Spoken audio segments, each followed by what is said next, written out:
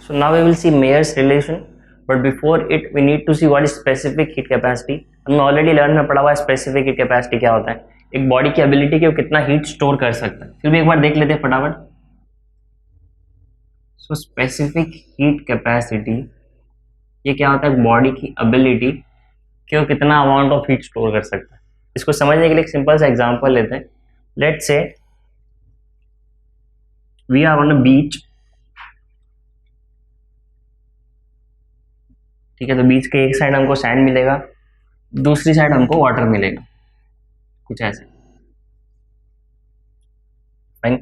अब through out the day यहाँ पे कंटिन्यूसली सन की लाइट की वजह से ये जो हीट एनर्जी है सन की ये दोनों पे गिरेगी. मतलब ये सैंड पे भी गिरेगी, यहाँ पे बीच के सैंड पर, और आपके यहाँ पे जो पानी है उस पर भी गिरेगी. राइट, दोनों को इक्वल अमाउंट ऑफ हीट मिल रहा है क्योंकि सेम सन से वो आपका इंटेंसिटी जो होगा रेडिएशन का वो तो सेम होगा.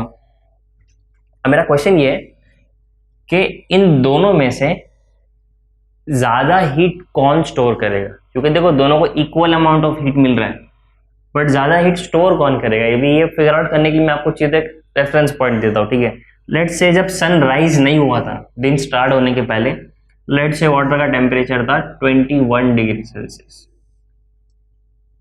On the other hand sand का टेम्परेचर था let's say around 15 degree Celsius. अब जैसे ही सन ऊपर आया, दिन भर सन रहा, और दोपहर के 12 बजे 2 बजे पूरा सबसे मैक्सिमम हीट गेन करने के बाद इसका टेम्परेचर बढ़ गया up to let's say 28 degree Celsius sand का, और लेट्स से वाटर का सिर्फ बढ़ा 23 डिग्री सेल्सियस. ये पर्टिकुलर एग्जांपल के लिए मैं ऐसे बोल रहा हूँ, कितना भी हो सकता है, डिपेंड करता है हीट कितना है, जगह कितना है, एटमॉस्फेयर कैसा है, ह्यूमिडिटी कैसा है, बहुत चीज़ में फर्क पड़ता है.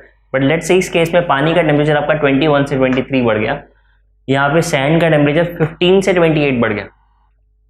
तो किसमें हीट स्टोर करने की कैपेसिटी ज्यादा है, because specific heat capacity is nothing but ability to store heat.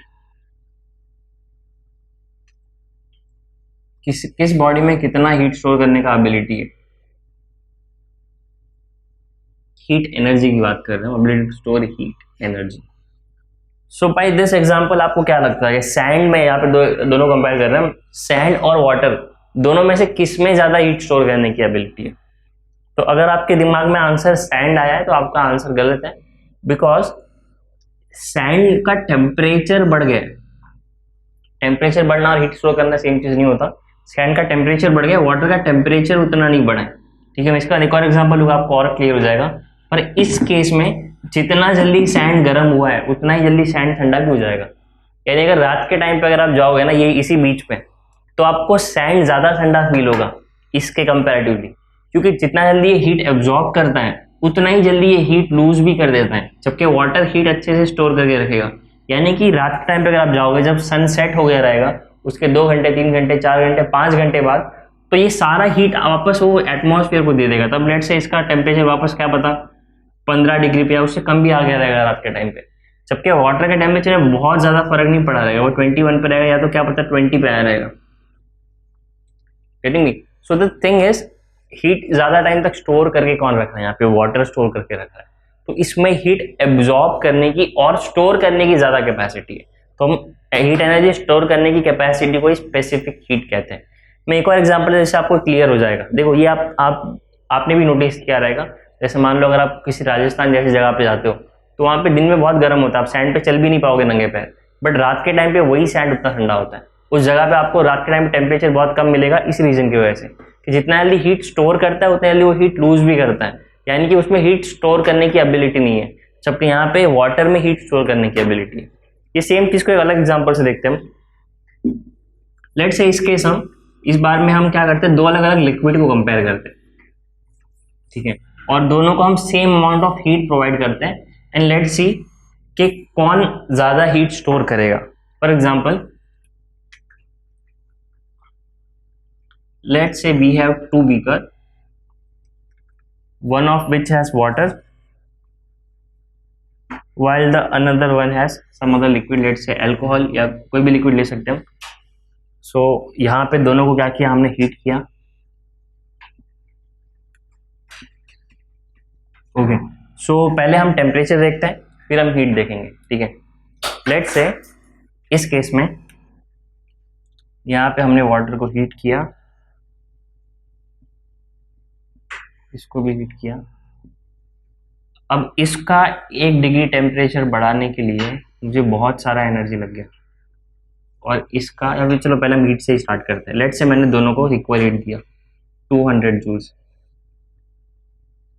200 joules मैंने इसको हीट दिया, तो इसका टेम्परेचर 1 डिग्री से बढ़ गया, जबकि इसका टेम्परेचर 3 डिग्री से बढ़ गया।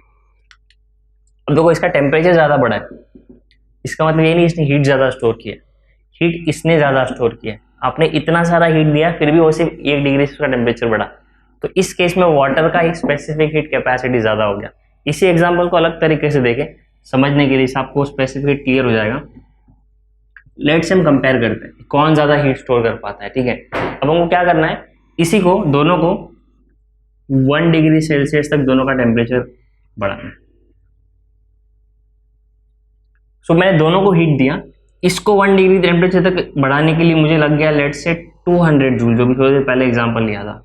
अब ये पहले 200 जूल में 3 गुना बढ़ा था, यानी इसको 1 डिग्री तक बढ़ने के लिए सिर्फ कितना लगेगा, 200 जूल का 1/3।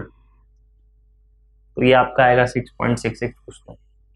सो इससे हमको क्लियरली क्या समझ रहे हैं कि बहुत ही कम एनर्जी में आपका टेम्परेचर 1 डिग्री तक बढ़ गया, जबकि यहाँ पे कंपैरेटिवली आपको जो एनर्जी लगा वो बहुत ज़्यादा लगा इसको 1 डिग्री टेम्परेचर रेस करने के लिए। Which means specific heat capacity क्या होता है कि बॉडी कितना हीट स्टोर करता है।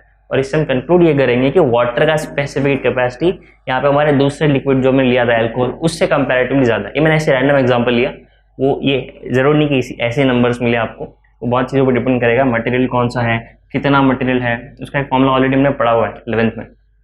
So this is specific heat capacity. अब हमको पता है कि सॉलिड्स के केस में specific heat capacity is represented by symbol C, but in case of fluids, fluids में क्या आ जाता है, फ्लूइड्स में आ जाता है, फ्लूइड्स में 3 चीजें हमने ऑलरेडी ये पढ़ा हुआ है मैकेनिकल प्रॉपर्टीज ऑफ फ्लूइड्स में। पहला आता है हमारा लिक्विड, दूसरा आता है हमारा गैसेस, तीसरा आता है हमारा plasma.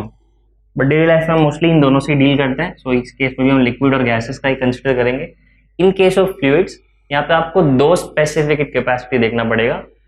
First will be specific heat capacity at constant pressure and second will be specific heat capacity at constant volume.